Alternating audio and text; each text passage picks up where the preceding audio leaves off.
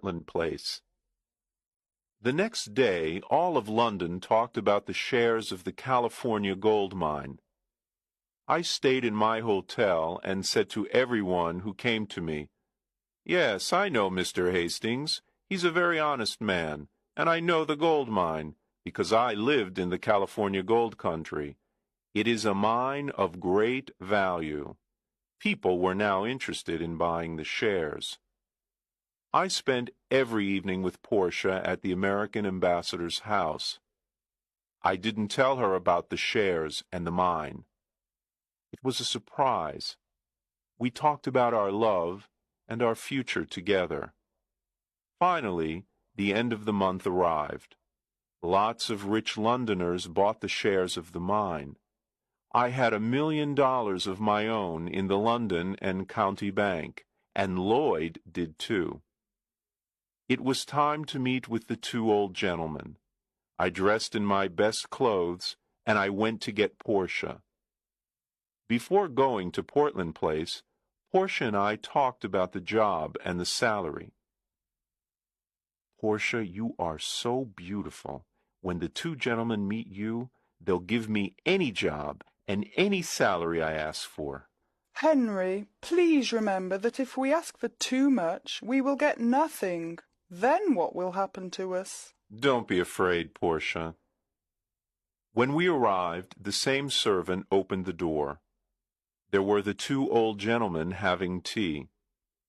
They were surprised to see Portia. I introduced her to them. Then I said, "Gentlemen, I am ready to report to you."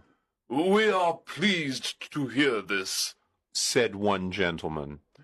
Now we can decide the bet that my brother Abel and I made. If you won for me, you can have any job in my power.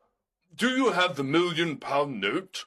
"Here it is, sir," and I gave it to him. "I won!" he shouted. "Now what do you say, Abel?" "I say he survived, and I lost £20,000. I can't believe it." "I have more to tell you," I said. "But it's a long story. I'll tell you another time. For now, look at this." "What?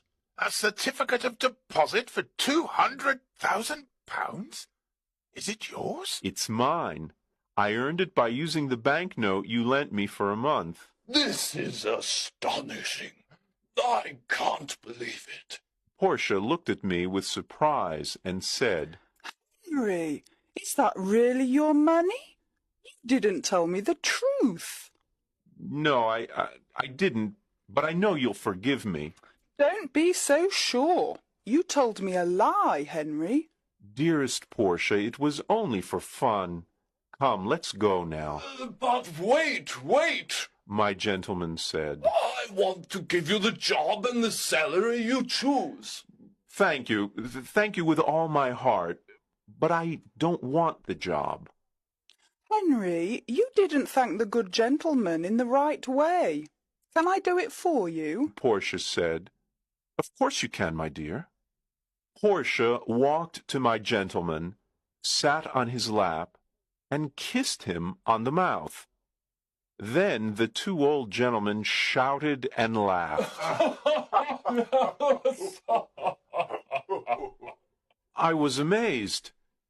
What was happening? Papa, said Portia. Henry doesn't want your job. I feel very hurt. Darling, is that your father? I asked. Yes, he's my stepfather, a dear man. Now do you understand why I laughed when you told me your story? My dearest sir, I said, I want to take back what I said. There is a job that I want. Tell me. I want the job of son-in-law. Well.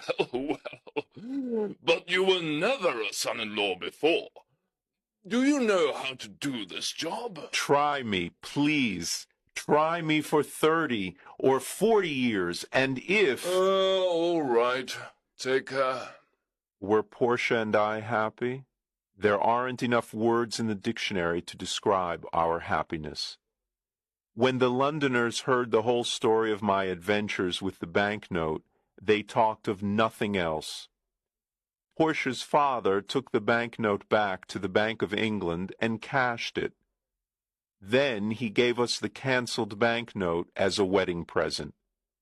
We put it in a picture frame and hung it on the wall in our new home. And so, I always say, yes, it's a £1,000,000 banknote, but it only bought one thing in its life, the most valuable thing in the world, Portia.